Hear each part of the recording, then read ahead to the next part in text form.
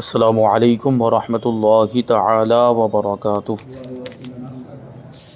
نحمدہ ونصلی ونسلم علی رسولہ الکریم، اما بعد فاعوذ باللہ من الشیطان الرجیم، بسم اللہ الرحمن الرحیم۔ ان اللہ وملائکتہ یصلون علی النبی یا ایہا الذین آمنوا صلوا علیہ وسلموا تسلیما۔ اللہم صلی علی سیدنا ومولانا محمد معدن الجود والکرم وآلہ الکرام وابنہ الکریم وبارک وسلم صلاۃ وسلاما علیک یا رسول اللہ صلی اللہ تعالی علیہ وسلم۔ اس سے پہلے عدت کا بیان گزرا، اب یہاں سوگ کا بیان ہے، چونکہ عدت میں سوگ بھی ہوتا ہے اور عدت کے علاوہ بھی ہوتا ہے۔ عدت کے علاوہ جو سوگ ہے یعنی بیوی جس کے شوہر کا انتقال ہو گیا وہ تو پوری عدت میں سوگ کرے گی، لیکن اس کے علاوہ جو رشتہ دار ہیں وہ صرف 3 دن تک سوگ کریں گے، ان کے لیے صرف 3 دن تک ہی سوگ ہے، 3 دن کے بعد کوئی سوگ نہیں ہوتا۔ تو سوگ کے معنی ہے زینت کو ترک کر دے۔ عورت کے لیے جو سوگ ہے وہ زینت کو ترک کر دے گی، یعنی سجنا سورنا چھوڑ دے گی۔ جو بھی چیزیں سجنے سورنے میں آتی ہیں، جو بھی چیزیں زینت میں آتی ہیں وہ نہیں کرے گی۔ اور سوگ کون کرے گا؟ کہتے ہیں کہ سوگ اس پر ہے جو عاقلہ بالغہ مسلمان ہو اور موت یا طلاق بائن کی عدت ہو۔ نابالغہ اور مجنونہ کافرہ پر سوگ نہیں۔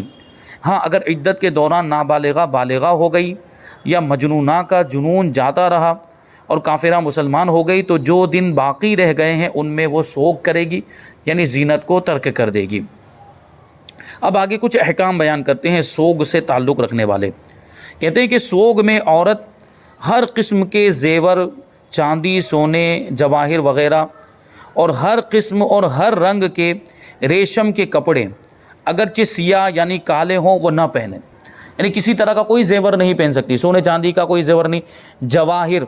جواہر مطلب جو قیمتی پتھر ہوتے ہیں، ہیرے بھی اس میں آ گئے، قیمتی پتھر کا بھی کوئی زیور نہیں پہن سکتی۔ قیمتی پتھر کے بھی زیور تیار کیے جاتے ہیں، یا اس کے علاوہ کوئی زیور ہو، مان لیجئے کہ کسی اور دھات کا، کسی دوسرے میٹل کا وہ زیور ہو، وہ بھی نہیں، کیونکہ وہ بھی سجنے سورنے کے لیے پہنا جاتا ہے، اس کا بھی شمار زینت میں ہوتا ہے، اگرچہ اس کا پہننا جائز نہیں ہے۔ سونے چاندی کے زیورات ہی عورتوں کو پہننا جائز ہے، اس کے علاوہ دوسری دھات کے زیورات پہننا جائز نہیں ہے، لیکن اگر اس کے علاوہ بھی پہننا چاہے تو نہیں پہن سکتی ہے، دوسری دھات کے زیورات بھی نہیں پہن سکتی، اور ہر قسم کے ہر رنگ کے ریشم کے کپڑے نہیں پہن سکتی، کیونکہ ریشم کا جو کپڑا ہوتا ہے وہ زینت میں شمار ہوتا ہے، ریشم کا کپڑا سجنے سورنے میں شمار ہوتا ہے۔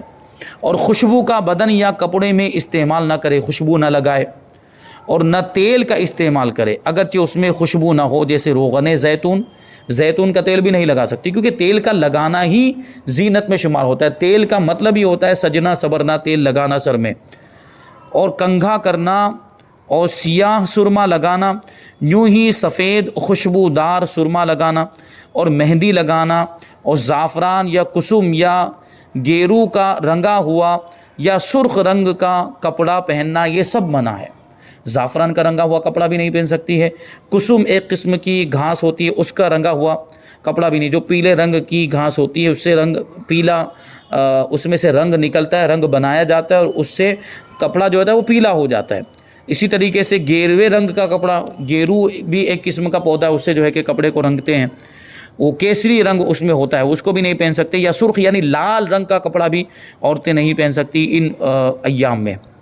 ان سب چیزوں کا ترک کرنا واجب ہے، یعنی ان سب چیزوں کو چھوڑ دینا واجب ہے۔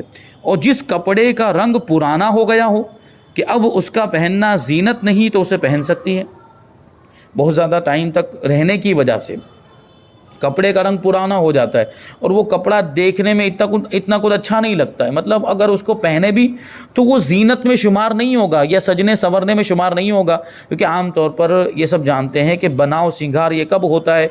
جب کوئی اس کا موقع ہو، کوئی فنکشن ہو، کوئی تقریب ہو، شادی وغیرہ کے معاملات ہو، تو اس وقت جو ہے کہ وہ سجتے سورتے ہیں، تو اس وقت عام طور پر جو کپڑے پہنے جاتے ہیں تو اس کو زینت والے کپڑے کہا جائے گا۔ اور ظاہر سی بات ہے کہ ایسے کسی موقع پر، شادی بیاہ وغیرہ کے موقع پر پرانے کپڑے کوئی خاتون نہیں پہنتی، نئے کپڑے پہنتی ہے، اچھے والے کپڑے پہنتی۔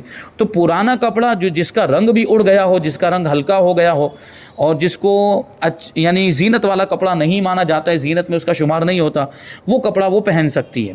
یوں ہی سیاہ رنگ کے کپڑے میں بھی حرج نہیں، کالے رنگ کے کپڑے میں بھی حرج نہیں ہے، جبکہ وہ ریشم کے نہ ہو۔ عذر کی وجہ سے ان چیزوں کا استعمال کر سکتی ہے جو اوپر چیزیں بیان کی ہے، جن کو چھوڑنا واجب، لیکن کوئی مجبوری ہے تو مجبوری میں ان چیزوں کا استعمال جائز ہے، مگر اس حال میں کہ اس کا استعمال زینت کے قصد و ارادے سے نہ کرے۔ مجبوری ہے تو مجبوری کی وجہ سے اس کا، جیسے میں نے عرض کیا تھا کہ سر میں تیل لگانا، کبھی ایسا ہوتا ہے کہ سر میں درد ہونے لگتا ہے، بہت زیادہ تیز درد ہونے لگ گیا، تو کوئی ایسا تیل لگائے کہ جس کی وجہ سے وہ درد کم ہو جائے۔ تو تیل لگانا اوپر منع فرمائے کہ تیل نہیں لگا سکتی، لیکن تیل یہاں پر کیوں لگا رہی ہے؟ سر کے درد کو دور کرنے کے لیے، یہ ایک عذر ہے، ایک مجبوری ہے، وہاں اس کو اجازت ہے۔ یا یہ کہ سر میں جو ہے کہ جوئیں بہت زیادہ پڑ گئی، تو کوئی ایسا تیل مخصوص ہے کہ جس کی وجہ سے وہ جوئیں مر جائیں گی یا جوئیں ختم ہو جائیں گے، تو اس کا استعمال جائز ہوگا۔ تو یہ عذر کی وجہ سے ان چیزوں کا استعمال کر سکتی ہے، مگر استعمال کرتے وقت اس کا ارادہ زینت کا نہیں ہونا چاہیے، زینت اور سجنے سنورنے کا، بناؤ سنگھار کا ارادہ نہیں ہونا چاہیے۔ اس مجبوری کی نیت ہی سے استعمال کرے، اس عذر کی وجہ ہی سے استعمال کرے۔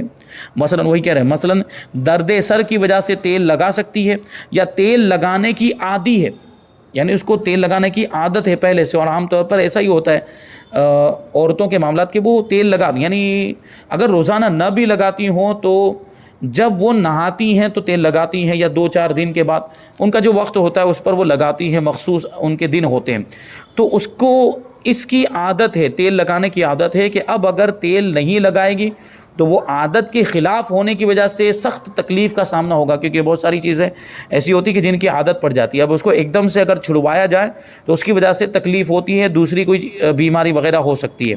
تو کہتے ہیں کہ تیل لگانے کی عادی ہے، جانتی ہے کہ نہ لگانے میں درد سر ہو جائے گا، اب اگر نہیں لگائے گی تو سر میں درد ہونے لگ جائے گا، تو اب لگانے کی اجازت ہے، اس کے لیے لگانا جائز ہے۔ یا درد سر کے وقت کنگھا کر سکتی، کنگھی کر سکتی ہے، مگر اس طرف سے جدھر کے دندانے موٹے ہوں۔ کنگھی آپ دیکھیں تو کنگھی میں 2 طرح کے دندانے ہوتے ہیں، ایک طرف باریک دندانے ہوتے ہیں اور دوسری طرف موٹے موٹے دندانے ہوتے ہیں جن میں گیپ بھی زیادہ ہوتا ہے۔ تو ادھر سے وہ کنگھی کرے جس سائیڈ میں جس طرف بڑے دندانے لگے ہوئے ہیں اور جن میں گیپ زیادہ ہے، ادھر سے وہ کنگھی کرے، اس جانب سے کنگھی کرے، اور ادھر سے نہیں جدھر باریک دندانے ہوتے ہیں، کہ یہ بال سنوارنے کے لیے ہوتے ہیں۔ عام طور پر وہ دندانے جو ہوتے ہیں، جو باریک دندانے ہیں، جن میں گیپ کم ہوتا ہے، وہ بال سنوارنے کے لیے ہوتے ہیں، تو اگر اس سے کنگھی کرے گی تو یہ تو سنوارنا ہو گیا، یہ زینت میں داخل ہو جائے گا، اور وہ منع بھی ہے۔ اور کہتے ہیں کہ سرما لگانا بھی ان کے لیے جائز نہیں، لیکن کہتے ہیں کہ اگر سرما لگانے کی ضرورت پڑ جائے، جیسے آنکھوں میں ورم آ گیا، یا آنکھوں میں درد ہے، آنکھیں لال ہو گئی، آنکھوں میں کوئی دوسری تکلیف، پانی بہت زیادہ بہہ رہا ہے، کیچڑ جم رہا ہے بار بار، اس کے لیے کوئی مخصوص سرما ہے جو اس میں کام دیتا ہے، تو وہ دوا کے طور پر استعمال کرے۔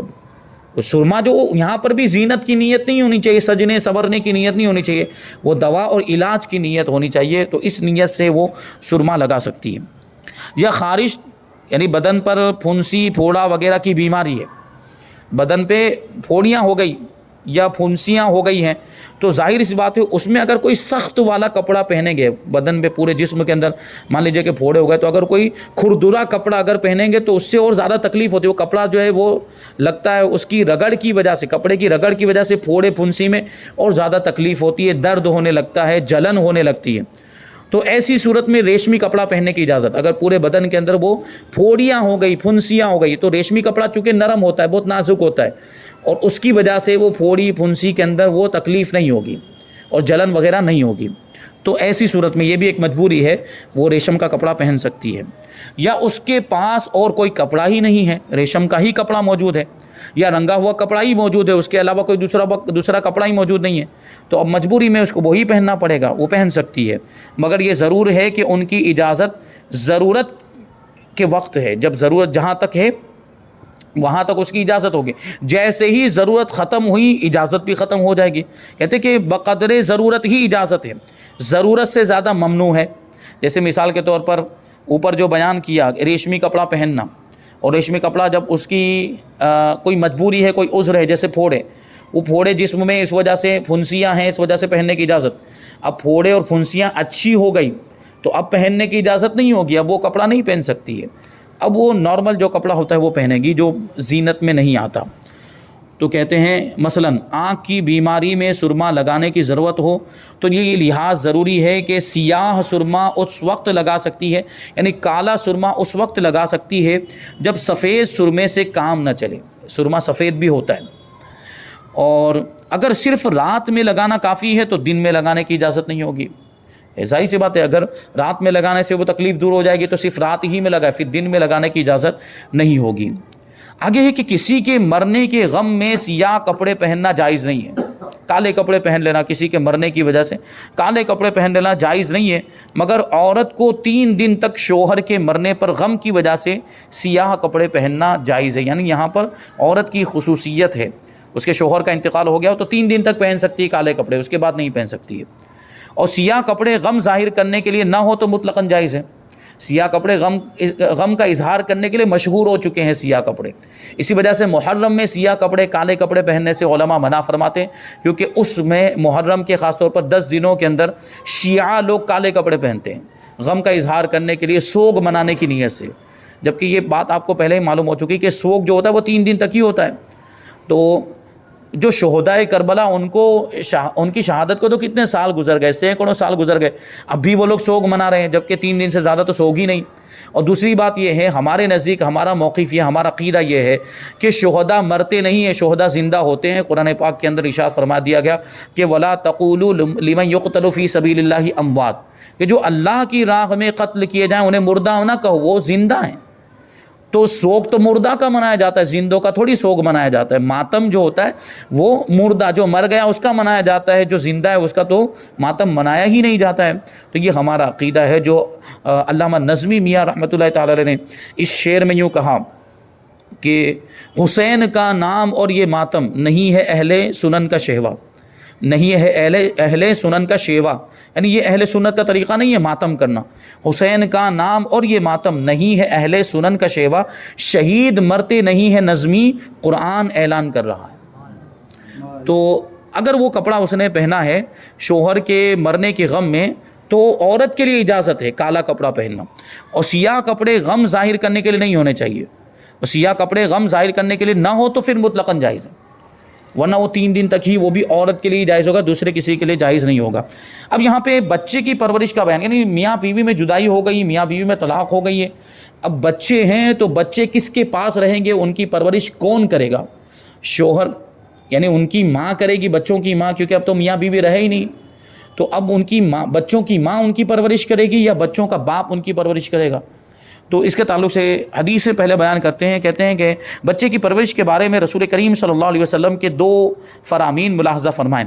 حضرت عبداللہ ابن عمر رضی اللہ تعالیٰ عنہ بیان کرتے ہیں کہ ایک عورت نے حضور صلی اللہ علیہ وسلم سے عرض کی، یا رسول اللہ صلی اللہ تعالیٰ علیہ وسلم، میرا یہ لڑکا ہے، میرا پیٹ اس کے لیے ظرف تھا، یعنی میرا پیٹ اس کے لیے برتن تھا، یعنی جب تک میں حاملہ تھی، جب تک میں پریگننٹ تھی تو یہ میرے پیٹ میں رہا، یعنی گویا کہ میرا پیٹ اس کے لیے ایک برتن کی طرح ہو گیا جس میں یہ اس زمانے تک، جو حمل کا جو زمانہ ہوتا ہے اس وقت تک یہ اس میں موجود تھا، اور میرے پستان اس کے لیے مشک نہیں، مشک مطلب مشکیزہ، مشکیزہ کیا کام دیتا ہے؟ پانی پینے کا کام دیتا ہے، اس سے منہ لگا کر آدمی پانی پیتا ہے، اپنی پیاس کو بجھاتا ہے۔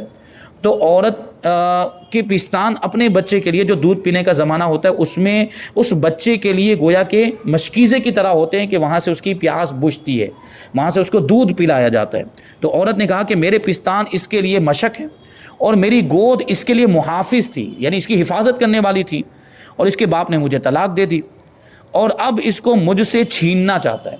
یعنی عورت اپنا لگاؤ بچے کے ساتھ بیان کر رہی ہے کہ میرا اس کے ساتھ کیا تعلق ہے، اور ممتا کی بات کر رہی ہے کہ یہ بچہ میرے پیٹ میں رہا، 9 مہینے تک رہا، پھر جب یہ پیدا ہو گیا تو میں نے اس کو اپنے سینے سے دودھ پلایا، اس کی تربیت کی، اور میں اپنی اس کی گود میں اس کی حفاظت کرتی رہی، اور اب جب کہ طلاق ہو گئی ہے تو اس کا باپ مجھ سے اس کو چھیننا چاہتا ہے۔ تو حضور پاک صلی اللہ علیہ وسلم نے ارشاد فرمایا، تو زیادہ حقدار ہے جب تک کہ تو نکاح نہ کر لے، یعنی جب تک کسی دوسرے آدمی سے نکاح نہ کر لے وہاں تک اس بچے کی تو ہی زیادہ حقدار ہے. یہ حضور پاک صلی اللہ علیہ وسلم نے ارشاد فرمایا. آگے دوسری حدیث حضرت براء ابن عازب رضی اللہ تعالیٰ عنہ کہتے ہیں کہ صلح حدیبیہ کے بعد دوسرے سال میں جب حضور اقدس صلی اللہ علیہ وسلم عمرہ قضاء سے فارغ ہو کر مکہ معظمہ سے روانہ ہوئے، کیونکہ حدیبیہ میں حضور پاک صلی اللہ علیہ وسلم کو حدیبیہ والے سال 6 ہجری میں عمرہ کرنے سے کفار اور مشرکین مکہ نے روک دیا تھا.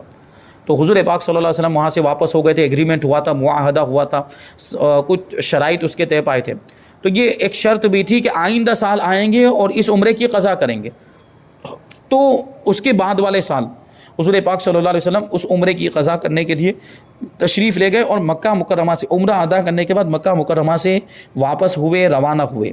تو حضرت حمزہ رضی اللہ تعالیٰ عنہ کی صاحبزادی چچا چچا کہتی ہوئی پیچھے ہو لی، یعنی حضرت امیر حمزہ رضی اللہ تعالیٰ عنہ. تو وہ چچا چچا کہتے ہوئے حضور کے پیچھے ہو گئی. تو حضرت علی رضی اللہ تعالیٰ عنہ نے انہیں لے لیا اور ہاتھ پکڑ لیا. اب دیکھیں یہاں پر کیا ہے کہ یہ جو واقعہ ہے یہ 7 ہجری کا واقعہ ہے، اور حضرت امیر حمزہ رضی اللہ تعالیٰ عنہ کی شہادت کون سی جنگ میں ہوئی ہے؟ کون سی؟ جنگ احد میں، غالباً جنگ احد میں. ہاں جنگ احد میں ہی ہوئی ہے. حضرت امیر حمزہ رضی اللہ تعالیٰ عنہ کی شہادت جنگ احد میں ہوئی اور جنگ احد 3 ہجری میں ہوئی. تو ان کی صاحبزادی ہے، مطلب کیا وہ یتیم ہو چکی، حضور پاک صلی اللہ علیہ وسلم کے ساتھ وہ چمٹ گئی. تو حضرت علی رضی اللہ تعالیٰ نے ان کا ہاتھ پکڑ لیا. پھر حضرت علی، زید ابن حارثہ اور حضرت جعفر رضی اللہ تعالیٰ عنہم میں ہر ایک نے اپنے پاس اس بچی کو رکھنا چاہا. یعنی حضرت علی کہہ رہے ہیں کہ میں رکھوں گا، اس کی پرورش کروں گا. حضرت زید ابن حارثہ کہتے ہیں کہ میں اس بچی کی پرورش کروں گا. اور حضرت جعفر طیار رضی اللہ تعالیٰ عنہ کہتے ہیں کہ میں اس بچی کا زیادہ حقدار ہوں، مجھے اس بچی کی پرورش کرنے کا موقع دیا جائے. حضرت علی رضی اللہ تعالیٰ نے کہا کہ میں نے ہی اسے لیا ہے اور میرے یہ چچا کی لڑکی ہے، کیونکہ حضرت امیر حمزہ حضرت علی کے بھی چچا ہیں. اور حضرت جعفر نے کہا کہ میرے چچا کی لڑکی ہے اور اس کی خالہ میری بیوی ہے، اس کی خالہ میری بیوی ہے. یعنی حضرت امیر حمزہ کی بیوی اور حضرت جعفر رضی اللہ تعالیٰ عنہ کی بیوی دونوں آپس میں بہنیں ہیں، اس لیے کہا کہ اس کی خالہ میری بیوی ہے. اور حضرت زید رضی اللہ تعالیٰ نے کہا کہ میرے رضائی بھائی کی لڑکی ہے. یعنی حضرت امیر حمزہ رضی اللہ تعالیٰ عنہ اور حضرت زید ابن حارثہ رضی اللہ تعالیٰ عنہ یہ دونوں آپس میں رضائی بھائی تھے، یعنی ان دونوں نے ایک ہی خاتون کا دودھ پیا تھا. تو یہ دونوں آپس میں دودھ کے رشتے کے بھائی ہو گئے، تو اس کو رضائی بھائی کہا جاتا ہے. تو ہر کسی نے اپنا اپنا ایک رشتہ بیان کیا اس لڑکی پر اپنا حق جتانے کے لیے کہ اس لڑکی پر میرا حق ہے. حضرت علی نے کیا کہا تھا کہ یہ میرے چچا کی لڑکی ہے، حضرت امیر حمزہ کی لڑکی. اور حضرت جعفر نے کیا کہا تھا کہ یہ میرے چچا کی لڑکی ہے، ساتھ میں اس کی خالہ میری بیوی ہے. یہاں 2 رشتے، یہاں پہ غور کریں، یہاں 2 رشتے انہوں نے بیان کیے حضرت جعفر نے. پھر کیا حضرت زید نے کیا کہا کہ یہ میرے رضائی بھائی کی لڑکی ہے. تو اب سوچنا یہ ہے اور دیکھنا یہ ہے کہ حضور پاک صلی اللہ علیہ وسلم کس کو دیتے ہیں وہ لڑکی پرورش کرنے کے لیے، اور کس کے حق میں حضور نے فیصلہ فرمایا. کہتے ہیں کہ حضور اقدس صلی اللہ علیہ وسلم نے لڑکی خالہ کو دلوا دی. لڑکی کس کو دلوا دی؟ خالہ کو دلوا دی. یعنی خالہ کس کو دی؟ پھر حضرت جعفر رضی اللہ تعالیٰ عنہ کو دی، کیونکہ لڑکی کی جو خالہ حضرت جعفر کی بیوی تھی تو وہ لڑکی حضرت جعفر کو دے دی گئی. اور یہ کہا گیا کہ حضور پاک صلی اللہ علیہ وسلم نے ارشاد فرمایا کہ اس کی پرورش اس کی خالہ کرے گی، کیونکہ ماں کے بعد سب سے بڑا مرتبہ خالہ کا ہے. یعنی ماں کے بعد عورتوں میں اگر دادی وغیرہ نہیں ہے تو عورتوں میں پھر سب سے زیادہ قریبی رشتہ دار کون ہے؟ خالہ ہے.